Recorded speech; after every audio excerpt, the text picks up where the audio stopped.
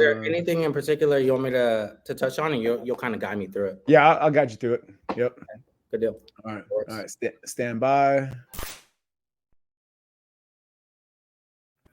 Welcome to another episode of Progress Always. Mike Anders here with the man, the myth, the legend, Dan Spottsville. This is a 25-year reunion in the making. This is the cat I rode the bus with in middle school who introduced me to Dragon Ball Z, and he has an incredible journey to share, an extremely empowering narrative of running out of ways to mess it up and coming out on top, just being resilient. And now he's the founder of Valynt Media, absolutely crushing it in the marketing space. And I'm excited to reintroduce you to the world, my friend, to everybody out there in the interweb. Dan Spottsville, thanks for taking the time, dude. Yeah. Hey, Michael, look, I appreciate it. It is insane that it's been 25 years since we talked. I know before this, like I showed you the picture from our 8th grade graduation that I want everybody just to see. Remember Jill, remember Reggie, remember Katrina, and then this is our last day of school right there. That's it right there. That's Leilani. Yeah, man. Everybody's in that picture. Oh my gosh. Daniel something, Megan. Yeah. So I pulled it out, man. Like right by close to my dresser, because I just keep this, for me to look at sometimes. That's awesome. Yeah, man. We go all the way back to Okinawa, Japan, dude. Yeah. It's been a long time. And we just touched on the wave tops, and I kind of want to run through the timeline real quick and figure out because there's definitely an element of divine intervention, but also it seems to me that through your trials and tribulations, you've also figured out a lot of things about Dan. Yeah. Right. And nothing happens by accident. And it sounds like you're in a place where you truly take ownership of the path you've taken to get here into building Valynt. You're 15 years in, and you're 15 years into an overnight success, right? Yeah, I mean, I started my first business because I got in a lot of trouble, like I was telling you before this.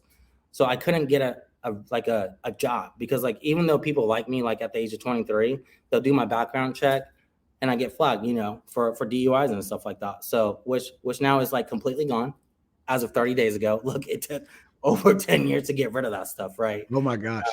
But one can say, like, I didn't really have a choice, but I also think, like, that was supposed to be my path. If I kind of look back, like, I wasn't supposed to go work for anybody. I wasn't supposed to do these things. And sure, like, I created the troubles that I went through, but then also, like, the universe, and if you're a believer, then he uses it for your own good. So that's what I believe. Yeah.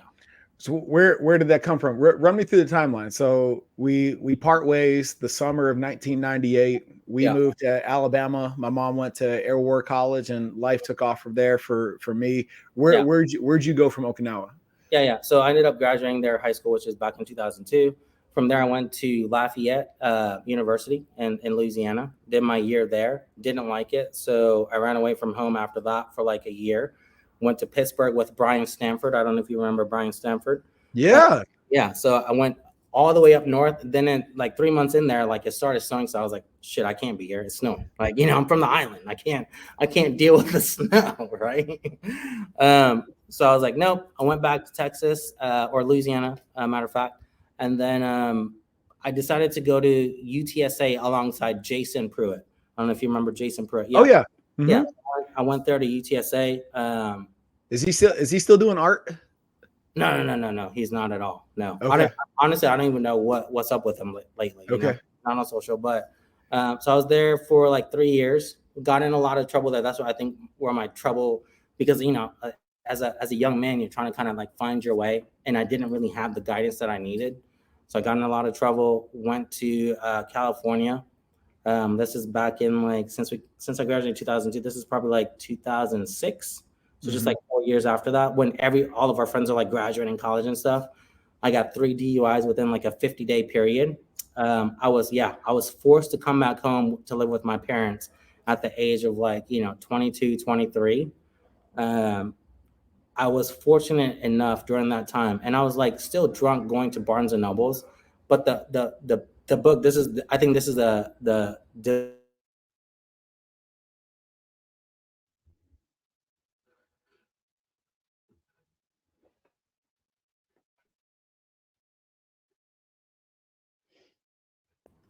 oh, are you there? Okay. Yep, there you go. So, yeah, so I went to Boulder City, Louisiana, Barnes and Nobles. I was tipsy, and the book that I never read a book from front to cover, not in high school, not in middle school, not in college. Went to Barnes and Nobles, picked up a book called Think and Grow Rich by Napoleon Hill. And I was thinking to myself, I was like, oh, I can think and grow rich. Naive, like my head was empty at the time, right? So picked it up. I read it probably within a week and a half. And it just completely, like, because I never read a book, I soaked it all up and it changed my perspective. After that, there were years I read like 50 plus books a year, which is like one book a week, right? On self-development, on business and all of that. But that one book changed my life completely.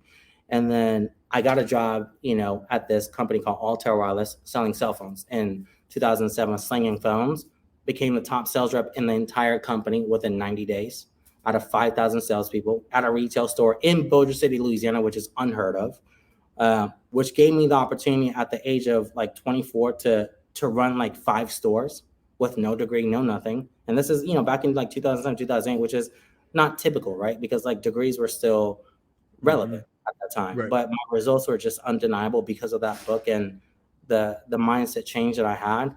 And that's also when I came across servant leadership by Prentice. Shout out to Prentice. He took notice of me.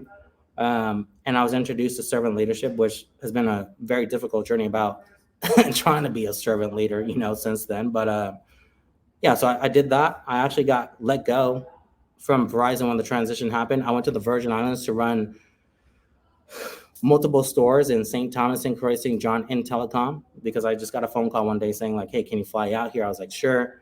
Went there. They gave me the job on the spot. But during that time, and this is where it gets to now, like during that time, I was like, I like working for, the people that I work for, and I reported directly to my CEO, but I just knew there was something bigger. I couldn't go to sleep. And I left the company and I started, what we have now. It was called Lift Media Social, but then it's called Valynt Digital. And obviously Valiant means to be courageous. So I know it fits perfect to what it is that I did. It took me a lot of courage to get to this point. It took a lot of faith. It took a lot of, a lot of things that you can't see, right? It's like the courage, the kindness, all the things that you can feel, but you can't really touch, And I've learned that over the years. And here I am with the agency today with, 10 full-time employees. We have an office finally, and it's been an insane journey. There's certainly a lot of in between there of challenges, like, partners, fucking me over and me having to pay bro, like I'm saying, like paying like close to, 400,000 to buy them out, in an 18-month period, just cash, just giving them every month cash, like shit like that, or clients like, fucking you over, like all of those things happen. And I still sit here and talk to you today because this is a lifetime thing for me. Short term, make money. And I think you feel the same. Like I built this company. This is the first time I built a company or started a company that it wasn't about me making money, but I really wanted to foster people. I wanted people to grow in who they are within my organization, and find out who they are and grow and pick something up and make themselves better and simultaneously make money at the same time. So because I took that approach, this is the only business that worked out, because every other business, like 6 other businesses I started, it was about Dan making money. It was about, what do I get out of it? What does Dan get out of it? How much money can I make? So yeah, I know that's a mouthful, but no, man, that's so I want to back up, man. What was the Think and Grow Rich is, probably on every entrepreneur's top 5. What was your biggest takeaway from Napoleon Hill's book? Yeah, great question. My biggest thing, like right now, like if I think off the top of my head, it was that I felt like poor me. Like I had this mindset before I read the book. It was like, oh, I don't have the connections. I don't have, the rich parents. I don't have the parents that can get me into a certain type of business or hand the business off to me. You know what I mean? Because my parents didn't have any of that stuff. And what the book taught me is like, okay, you can either feel sorry for yourself, or here are the ways to look at the world. Here are the mindsets to carry. And not only does it teach you that, it says here are the things that people mostly desire. So like they start to teach you to understand like what it is. Like it equips you with things that you can understand and like literally use in the real world when you're interacting with people, on how to get them to support you and start to like see your vision and help you achieve your vision, which is your vision. My vision should be like the overall, goodness of people around me. So I think that's my biggest takeaway. Like it just taught me more about people, and then it gave me such a self-awareness, bro. Like damn, like am I this like self-deprecating like person to where it's like poor me? Do you want to do that? Do you want to choose that like that route forever, or do you want to be the person, because there's nowhere else for me to go besides higher? So that's the path I chose after reading that book. Yeah. So who is Valynt's avatar? Who's your ideal client? Who do you serve? Let me back up. What's the mission of Valynt? Yeah.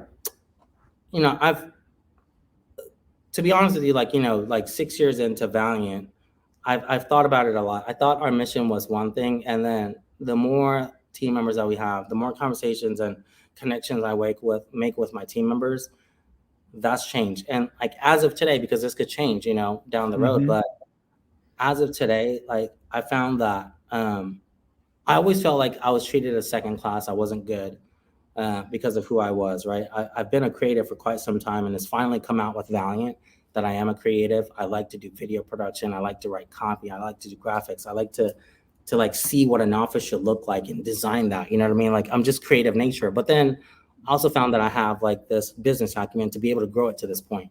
So Valynt is to where, our team members can come, like be comfortable in who they are, because I think the hardest thing to do in life sometimes is to be who you are, whether it's your colors, whether it's you're having your tattoos, you know what I mean? But I was so afraid to like have tattoos. I would cover them up to go to a meeting.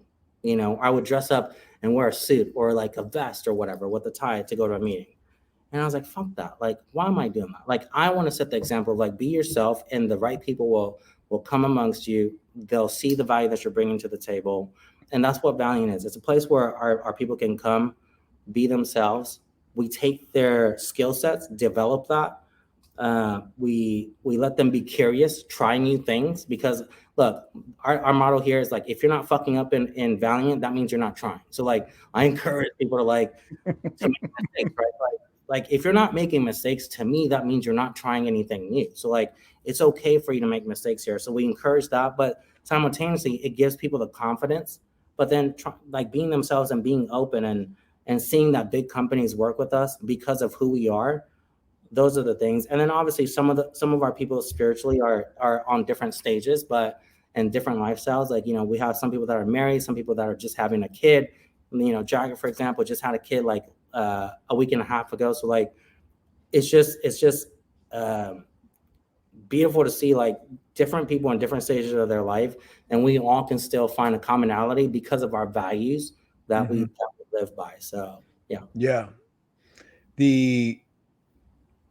Tell me about the culture of mentorship that you're fostering, because that's what I'm picking up on. You're really heavy into creating pathways to develop your people. If it's not by you directly, there's opportunities within Valynt to evolve as a human being. Sure. I don't think I even like, because I've been so focused on like growing this thing. I'll be honest, like we haven't had like sessions to where we sit like, hey, this is a leadership session, none of that. But like my coaching and my leadership happens on like an everyday basis, to where I do listen to their challenges, not only at work, but their personal. So like I've realized as a servant leader, right, I'm involved not only in their work life, but in their personal, and then giving them the grace and then look, them giving me the grace to be their leader as I grow, you know what I mean? Because they trust my crazy ass. So, so like it goes both ways, but that's just the way I've been fostering the relationship with people, and whether they know it or not, like my leadership style is one of like serving by saying like, hey, what's happening in your personal life? Like, I think typically in corporate, like if something happens and people start to like shut down or things don't go well, it's like, well, you're in trouble, right? It's not the case here. It's like, well, what's happening? Like what's happening in your personal life? Because like we're all human beings. So like I understand that there's something happening on their personal life, maybe that they haven't shared, that's affecting their work. So like we don't approach those type of things like, well, you're fucking up. That's not our approach. It's like, hey, what's happening? Like talk to me. Like let's discuss it, and we're very flexible, dude. Like we're in the office once or twice a week. Everybody, is responsible. And those that can't like kind of be responsible for them, they're just not on our team, right? So we're all working towards a common goal, and yeah.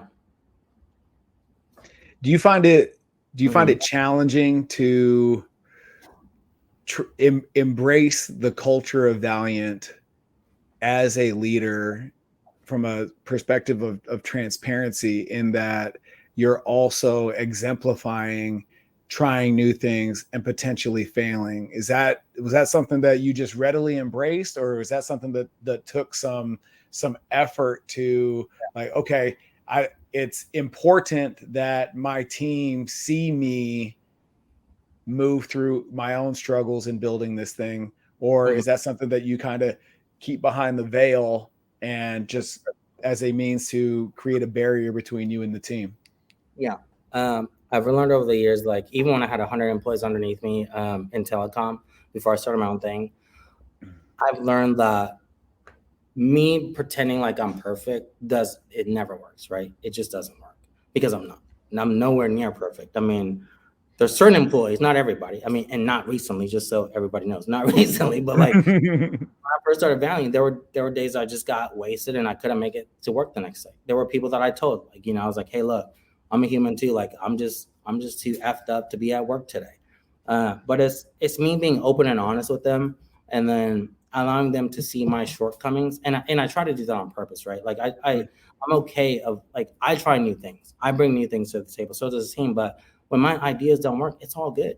I'm like, well, shit, it didn't work, right? And then we move forward to the next person's, or usually it's half an hour. So like, I'll try the team's ideas first. And then if it doesn't work, right, because I give them the power to make those decisions. And if it doesn't work, then we try my way, So being open and vulnerable. And I know there's thin lines, in terms of like, do you show everything? Yeah, I'd say 5% percentage, like 80% of everything they see of who I am and my shortcomings or my success or whatever that means, in terms of my personal life. So they see a lot of it. Yeah. I heard an amazing quote, and I think it comes from Elon Musk's ex-wife, and her description of entrepreneurship is, you have no business entering into this level of leadership if you're not willing to take on a level of stress that would break most people. Oh, I can touch on that. And it sounds like in your life journey on your way to this point, you've been broken a number of times and had to dig yourself out of that or reinvent yourself, whether by because you had to, or through a series of serendipitous events you were able to. How does that line up with your perception of your path? Yeah, love that question. Look, if somebody that didn't go through the experiences were put in my shoes today, there's no way they'd survive like even 2 days, right? Because there's so many things coming at me as you grow a team, right? And then your clients, and there's challenges, and you have to understand like what's priority. But the one thing that really got to me, that really almost like I don't think I've been ever broken, but like I've been close to those places to where like there's been support for me, right? Especially from the universe, and again, if you're a believer, like God has supported me. So there's a moment in which I didn't think I was gonna have to face, is like to get into this like a lawsuit. Like every business owner that I know that are doing big things or like that are growing, like just gets into a lawsuit. And like the partners that I had before, unless I just have a partner named Chris Matthews, who I love, and he's my partner now. He owns 30% of the business. He does his own other thing, but I run the day-to-day. But out of me and between me and Chris, there were like 4 other partners. Wow. There was a time back in, I think 2.5, 3 years ago, to where the other bad partners in my eyes, again, there's two sides to the story.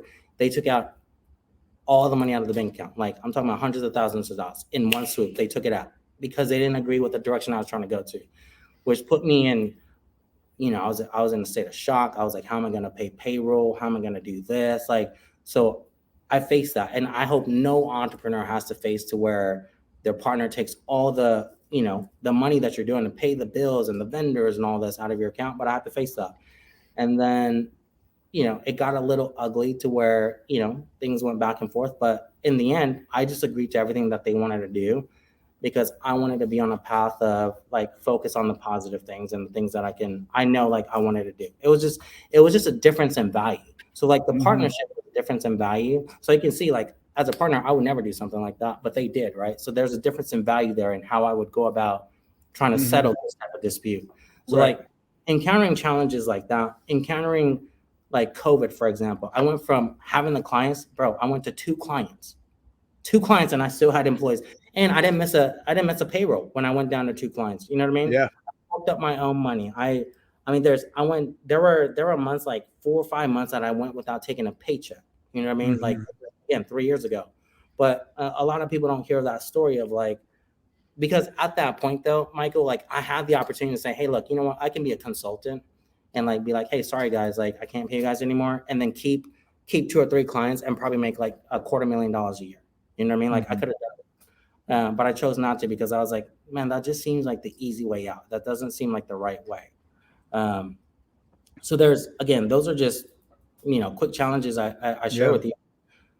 Like I went through so many difficult, I think like the same challenges that you've been through, I've probably been through it.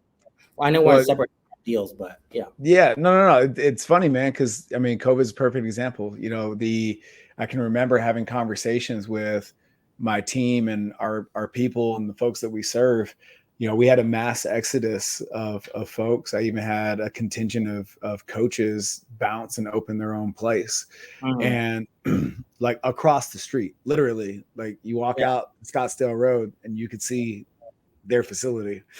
And, I had people that were kind of riding that line of loyalty, and trying to, play, make good with both sides, if you will.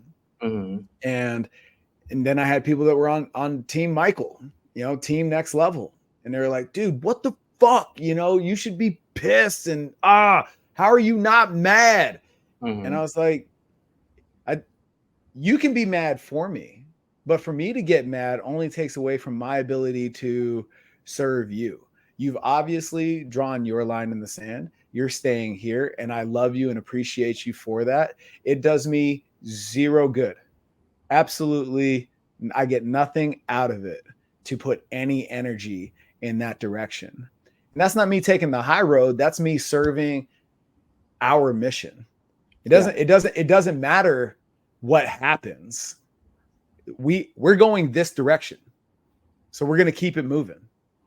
But didn't you decide? So like my question to you is like, at some point, right, you decided like taking the high road is better for the mission that you have in place versus like you spending the energy on wondering why and taking negative, like, going the negative path and like, lawsuits and all this other stuff. And that's exactly what I thought. But like, let me ask you this question. Like, how long did it take you to even get to this point? Because obviously, like, doing your own thing takes a lot of stress, this, and even getting to the point where you are and where we both are has been super challenging, whether because we have family, the time that we got to spend to get this thing, and we feel like we're behind. Like, what made you, like, get to where you are? Like, if there's like 3 things that you're like, hey, these 3 things got me through everything. If there is 3 things. So I'm a huge believer in putting yourself through intentional adversity and being willing to accept the outcomes of your choices. Yeah. So there are experiences I've had in my life that I've been at rock bottom. I've lived out of my car. I've had nothing. I lived off the dollar menu. I did all those things. I slept through, sandstorms in Afghanistan, and, these are not things that are, climbing Kilimanjaro. Like these are these are challenges that, you could blame it on Uncle Sam, the war on terror and all that kind of good stuff. It was still a choice to join the Marine Corps, right? Yeah. So there's a certain level of ownership that comes with your circumstance. Yeah. And it's all of that in my personal growth journey that has led to, when the shit hits the fan now, I can look inside, take ownership of my role in whatever is going on. And then I'm able to focus on what I can control. I can't control the fact that they left. I can't control that they opened a gym next to us. And at the same time, I've got the awareness that McDonald's and Burger King exist on the same block all over America, and none of them are closing down. Right? So that's mindset. Yeah. There's the intentional adversity, and then there's the abundance mindset. They're not eating into my pie. The pie just got bigger. Yeah. Right. If you and I were both media companies, right? The way that you position Valynt versus how I would position Next Level are going to be different, because we're different. Yeah. And in that differentiation, we're going to attract a different avatar. It's hard for people to understand what you just said. Very hard. You know that. Because even if on paper our avatar is exactly the same, it's going to be a different person. Because it's a vibe, it's a culture, it's rapport, it's all of those things. There's specialization. There's things I guarantee you're amazing at that would just be the absolute chink in my armor, and vice versa. Yeah. So for me to sit here and have a pity party, like, oh my God, if they took a couple of members, that means all of our members are at risk. That doesn't serve anybody.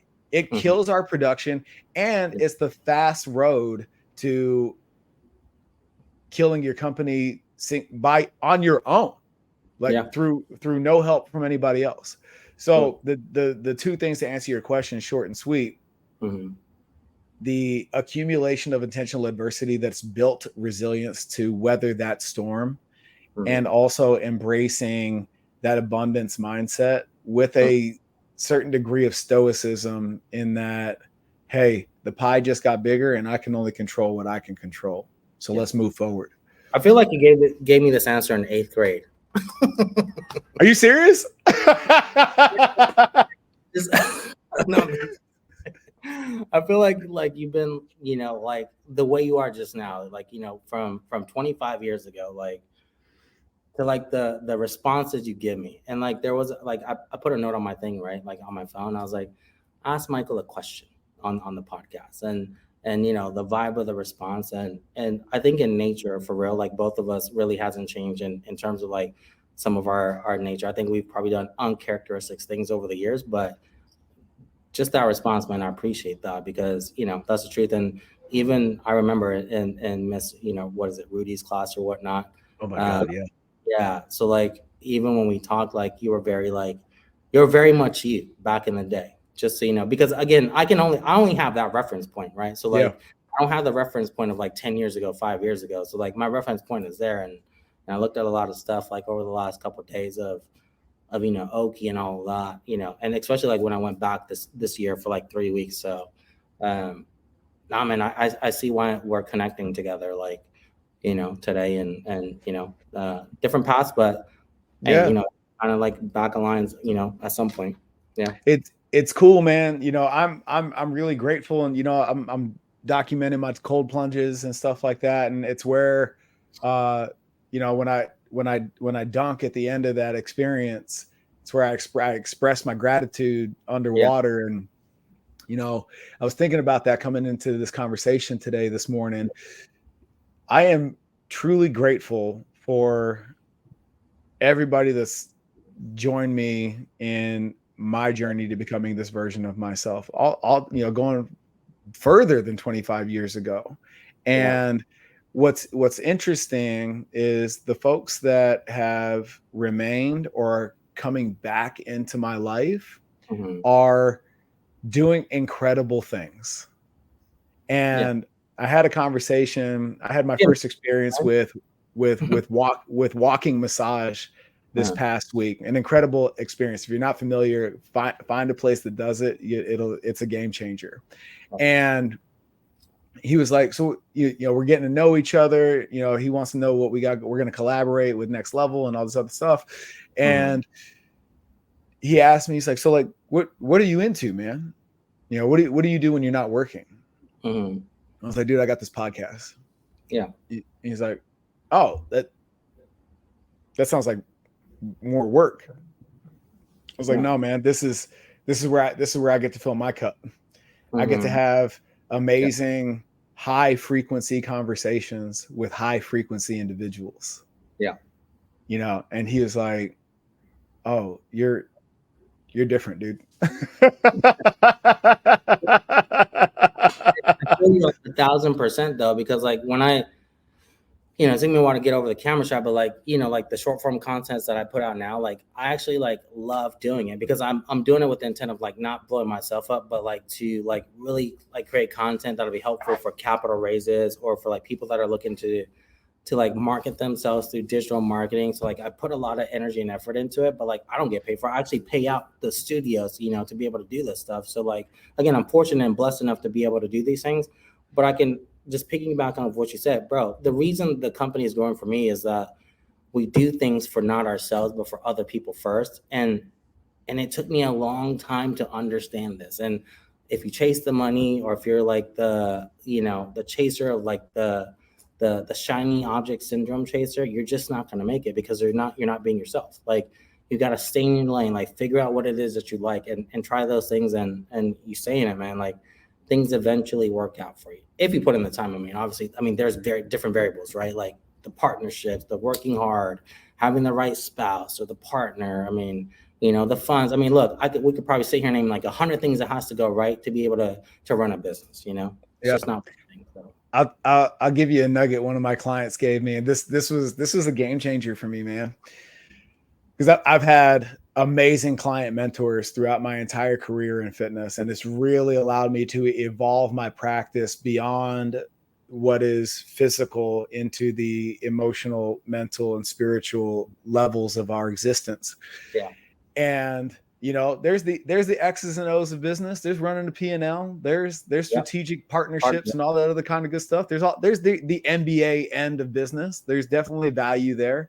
Yeah. And then, dude, I shit you not, we're coming out of COVID, and my guy's in the car space. He sells lifted trucks. I got my truck from him, and you know, and we're comparing notes about the grind of, you know, like his evolution in the business and going from, you know, paper and pad and following up with leads to this digital age that has really changed the game in the car space, and being able to rip and run with all of that and manage people and this, that, and the other. And he's like, look, when it's all said and done, yeah, you got to do all that. You got to be willing to do all that. And at the same time, you got to stay in the game just long enough to get lucky a time or two. There you go. What do they say? Like, if you hang around the barbershop long enough, you'll get a haircut eventually. So, no, I get that. I do want to say two things, though, based on what you said. One, I never had a truck, and I just got a lifted truck, a Denali truck, like 4 months ago. Lifted, 26-inch rims. And, bro, like, but I'm in Texas, so I had to. You know what I mean? Like, yeah. You can't have a Corolla in Dallas, bro. I finally treated myself to something that I wanted, you know. So I got that truck. But then the second thing is, bro, like, again, there's so many different things that just needs to go right for people to, you know, for a business or entrepreneur to like figure out. So like. You know, I talked to, you know, on my podcast, you know, that I definitely want you to like fly down. I'll fly you down, like I said, right? I want you on there. We'll do it. Yeah. I just realized, you know, even just talking to you and just talking to so many people, man, so many people just quit so early. So many people, because it's tough. Like, I think it's just not for the, I don't know. If I put a percentage on it, 99% of people, right? Because even as an agency that I run now, bro, like, I went into industries that no one went into. So, like, there's not a lot of agencies. I bet you if you Google, how many agencies do you know that actually is focused on capital raises? Meaning, like, my agency helps companies raise anywhere from $1 million all the way to 500 million a year. That's our job. People come to us and say, hey, look, I'm looking to raise $10 million. I'm looking to raise 75 million. I'm looking to raise $200 million. And we charge a lot for that because we figured it out. There was no blueprint for us. There was no, hey, like, this is how you build an agency for capital raises or for physician recruiting. So, like, when I say, like, we went through trial and error and we still continue to, like, go through those processes and find the right team members and all of that, bro, like, you can't even put in words like how long that takes. I mean, again, I'm 6 years in and I still feel like I got to the starting line. And one other thing I'll say is, like, most entrepreneurs think when they start a business, they're at the starting line. No, you're not. You're 100 miles behind. It takes you 2 to 3 years to get to the starting line. You know what I mean? And I think people, like, miss that, because it takes you a year, 2 years, 3 years to say, okay, if you decide today, like, I want to be an entrepreneur and I want to be in this business, and you start the business, you don't start at the starting line. No, you plummet down to, like, the negative 100 miles. And that's where you start. It takes you 2 to 3 years to get to the starting line, to where you can, like, be self-sufficient and you kind of know what's happening in the industry. You kind of know what your clients need. You kind of know, like, how to service these clients. It's a constant thing of, like, improving things 24/7 in every area of your life, from operations to sales to lead generation to marketing to to partnerships. I mean, there's so many things that happen, man. Yeah, no, it's you got to be doing the work on yourself while you're doing the work on the business, and that is often missed. And what I love to share with aspiring entrepreneurs in any industry is what kind of headaches do you want? One of the other day, I in my gratitude plunge, I was like, I'm thankful for my problems. Yeah. Not because I like dealing with bullshit, but they're the problems of my choosing. Yeah. Say that again. It's like, when you ask for courage, right? Like, if you pray for courage and you pray for growth, what people think is, like, it gets handed to you. No. If you want courage, the only way to gain courage in life is to go through things that it requires you to be courageous. Like, so, like, if I say I want to be courageous, but then, God or the universe puts, like, this thing I don't want to do, and the only way I can get past that is to be courageous, that's how I gain courage. If I want to be a leader, and I pray to be a leader, people don't understand that to be a leader, you got to do things that are take on the responsibilities as a leader. So, like, it's not like, well, you get to be a leader and tell people what to do. No. The only way to be a leader is to serve other people and do the things like scrub the toilet, do everything that every one of your team members needs to do, understand what it takes to do it. Then you're a leader. Then if you have empathy, then if you have compassion, like, that makes you a leader. And then you give them the vision of things, right? So I think people sometimes get it wrong. Like, well, I want to be making money. Well, what does it mean to make money? How do you make money? Well, it means to give people entertainment. It means to solve people's challenges. That's how you pay them, like, get paid from those people, right? Like, I think there's a whole misconception out there. Like, they think, like, oh, I'll pray about it. It's just going to be given to me. No, you got to earn those things, like, in life. So. Excuse me. Yeah. Hope is not a strategy. Yeah. You can't, in this game, you don't get to just have a bad day and sleep it off and hope that those problems don't exist tomorrow. No, you gotta solve that shit, man. You gotta figure it out.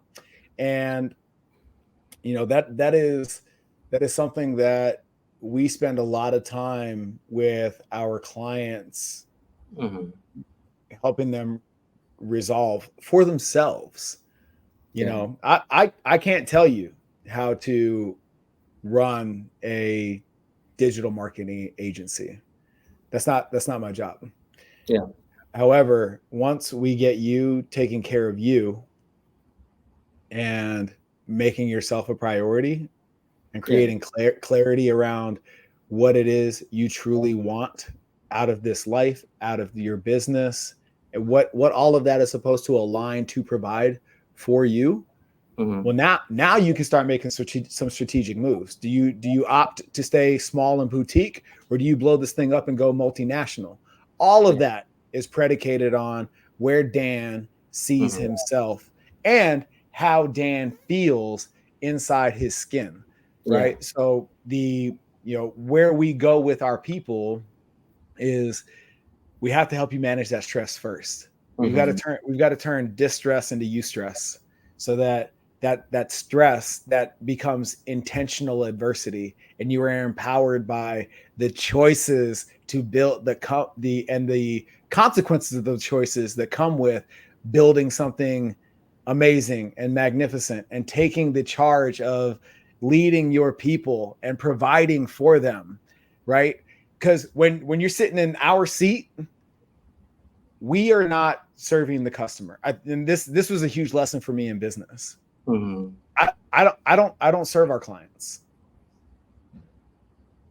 I serve our team who serves our clients. It's now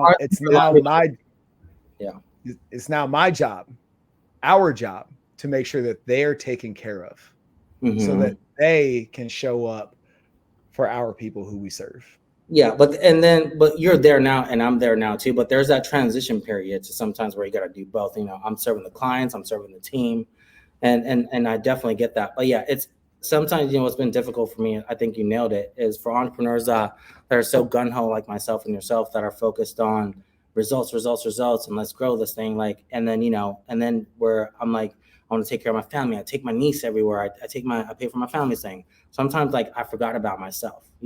I even got a car for my mom first before I got one for me. And, I was like, well, fuck, what am I doing? But then it's not that I was unhappy. To the point that you made, because I got caught up in and there's nothing wrong with serving relationship, serving. I got into that role of serving. And that point, because I didn't take care of myself, or I wasn't making myself first. Right. Yep. I got into a place where I was unhappy. So I could tell you this, Michael, every morning would be before my foot touches the floor on my bedroom, I say, hey, thanks for waking me up. And I say the things that I'm grateful for. In the next hour and a half, I do things that make me happy. I'm serious. I go to the gym, I work out, I will drink the coffee that I want. I'll play with my dog, my Bernese Mountain Dog, Luna.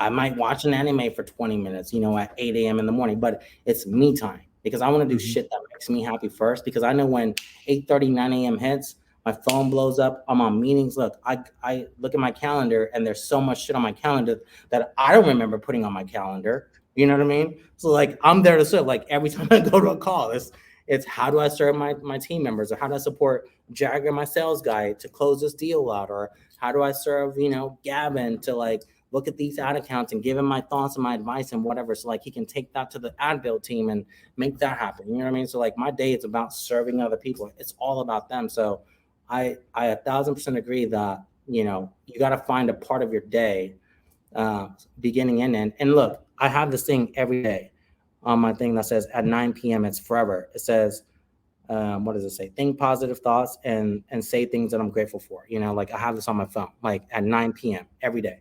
So it's a reminder for me to before I go to bed, because I typically go to bed around 10, but it's my signal for me to be okay, let's switch gears. Even if I'm stressed, right? That's my key, the top of my fucking knee. That's telling me hey, I need to focus on what I'm grateful for. I know there were challenges today, but what am I grateful for? What am I thankful for? And think positive thoughts, and I go to sleep. And that's definitely been helpful for me. But it's those little things, I think, that has driven me forward. And again, I've changed a lot of my habits, so I think you just got to find what works for you as an individual. Is there a moment that switched for you? Maybe not necessarily as an entrepreneur. It's all encompassing, but as you were figuring it out, was there a moment where you're oh, do this, not that? What was your awakening? I mean, my awakening was when I decided to quit corporate and just do my own thing. And ever since then, it's been a journey. But I can't. There's no way I can attribute it to this one thing. because like like there's so many things that happen to me all the time. So like, this week it could be that I realize like, oh, I didn't know this about this person, and I got to change this, like it's just something every week or every day that I'm figuring out. But there's the only moment that I had that got me on this journey is one of like unselfishness. Like once I figured out it wasn't about me. So like whatever that day was that I figured out, Michael, that it wasn't about me, then that's why I'm here. Like that, I think that was one of the most important parts of my life is I was like, damn, it's not about you. Like quit making it about yourself. Sure, Yeah. it's contradictory to what people think. What happened? What happened? Yeah, it wasn't that day that anything happened. It led up to that moment because I did try to make money for myself. I did, but I worked so hard though. I did the 15-hour days and I was trying, but it was about me making money. It was about me being happy. It was about me. And then, 2 years down the stretch, I was like, this isn't working. I'm crying, I'm praying, and I'm like, and I was making, like in the regular people's eye, like I'm at a point where I'm making like 150,000 a year working for somebody else and, doing all that. But then I was just unhappy. So like, that's like kind of like the moment where I made the switch. Like the ultimate happiness for me has come from being able to do for others, being able to give, being able to, and, like before I would think like, oh, that sounds cliche. It's not. Like, that's just my truth. Like, that's just my truth, to where doing for others, finding opportunities, adding value to those people, being able to help them grow, and me learning simultaneously, because I learned so much when I give and vice versa. And I start to get back so much more too. So like, it was just that moment, man. Like I realized like, it's once as a man, you can make it not about you, which is hard. It took me, I think, until mid-20s to figure this shit out. And even then I still want to be selfish, but once you figure that out, life starts to change for the better, for sure. Yeah. So as you move forward with Valynt, what do you want from the experience? What is Dan getting from building Valynt? Yeah. I think it goes back to, like, I won't mention any names, but like, it's like me coming off a videographer like that I just met maybe like 2 weeks ago. And he seems like a starving like videographer, and he definitely wanted to work on my team. I talked to him in the summer, and I never met him. I'll tell this story in 30 seconds. So I was doing interviews for like content people back in July, so I talked to him on the phone, didn't know what he looked like, but I was like, hey, look, man, you're just not the right fit right now. But I was like, keep in touch with me. Took my sister out to Fort Worth, Texas, like, 2.5, 3 weeks ago. And then I saw this guy taking pictures at, like this bar or whatever. I was like, hey, what camera do you use? Right. Keep in mind, I never seen this person, hardly remember his name. I was like, what camera are you using?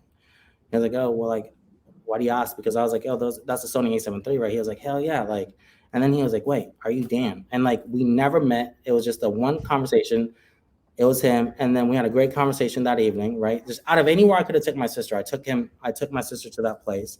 And then I ended up like, just giving him like $1,500 just to like pay his bills, right? Because like I knew he was struggling and stuff. So like as a company, if we can do something like that and just have him for one shoot, I mean, obviously, look, the guy didn't do anything for us that's worth $1,500. It was just out of our kindness as Valynt Digital to do something like that. Well, those are the experiences that I want to have. I also want to have experiences to where team members are growing and making more money and being like, for example, like one of my sales guys, like becoming a dad. He's 21. He's making like close to 6 figures this year, right? But I got team members that I've coached to make 6 figures at the age of 21. But let me tell you, it's not my doings at all either, because he's brilliant. But like those are the things that I want to see that gives me a kick out of everything that I do here. So hell yeah, man. It's cool to hear your story, see that you found your stride, and if there's anything that we can pull out of your journey, is just recognizing the signs and paying attention. There's the each step along the way gave you something that you were able to take with you to whatever came next. There was something about that Altel Verizon transition that equipped you with, if nothing else, the balls to step away and start Valynt. or whatever it was called before that. You know, there's something about that is truly empowering, that allows us to move forward and do courageous things.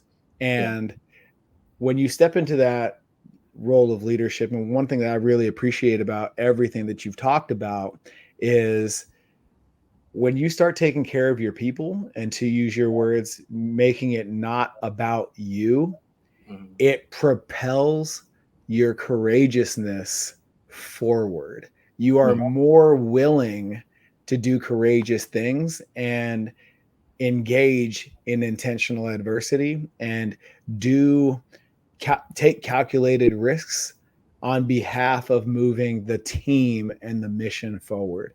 So, man, I really appreciate you sharing all of that, man. It's, you know, one thing you shared with me before we got on is like, now you're ready to tell your story. Yeah, for sure. And I'm grateful to have this platform for you to share it, man. It's big. I really appreciate you. I appreciate you definitely letting me kind of like, you know, get all this out. And again, like it's amazing to me that we're talking, and, you know, I feel super comfortable us having a conversation, like, you know, like it was back in middle school. So it means a lot to me as well. And obviously, like, you know, like I said, like I like to host you here in Dallas. Like, you got to come out here. You know what I mean? Dude, you know, I used to live in Uptown. Yeah. Like I thought that you lived in Dallas for a while, but like I don't remember that. But like, yeah, dude. So like, I was at Gold's Gym down there on Roush and McKinney.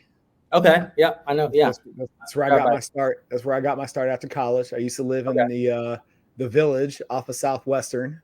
Yep, I know that area. And dude, that was my stomping ground, man. Yeah. Fireside Pies. What else is over there? Oh, the Dragonfly Hotel, Club Zaza. Yep. I don't know if any of that's still there. But yeah, dude, Dallas is my town, dude. I grew up in Dallas. I didn't know that. Like, look, Dallas has changed for sure. Like, you know, I'm part of the Chamber of Commerce in Frisco now. Like Frisco, like they got Universal coming here. There's a lot of Japanese organizations that I'm getting connected with. Yeah, I was just there like this past Friday. I got to talk to the procurement team of Universal. So there's a Universal Kids Studio opening in 2025, which is 2 years down the road. Man, there's so much happening here, and yeah, it's been a blessing. But bro, like we definitely got to connect, and you got to, you know, come down here, and we got to figure this out. Yeah, man. I'm for it, man. I'm for it. Where can our audience go and support you and find Valynt and take advantage of everything that you offer and support you in your journey, man? Yeah, for sure. I appreciate that. I think the easiest place to go is www.valyntdigital.com. It's spelled VALYNT digital.com, and you can look at Valynt Digital on like YouTube. We started putting a bunch of content there. You can go to TikTok and Instagram, but all that's going to be there. But YouTube for sure, you can check us out. There's a lot of short content and podcasts that we do. I do alongside Matt Daddy. So yeah. Cool, man. Cool. I appreciate you, brother. Thank you so much. Yeah, thanks for your time. Absolutely, man. And for everybody out there in the Next Level Tribe and the Progress Always audience, remember, if you want progress always, you got to do 3 things. Keep your promises, do hard things, and make yourself proud. And when you're ready to have that conversation and take your life to the next level and create alignment between where you are and where you're trying to be, let's have that conversation. We'll make that happen. Until next time, guys, progress always.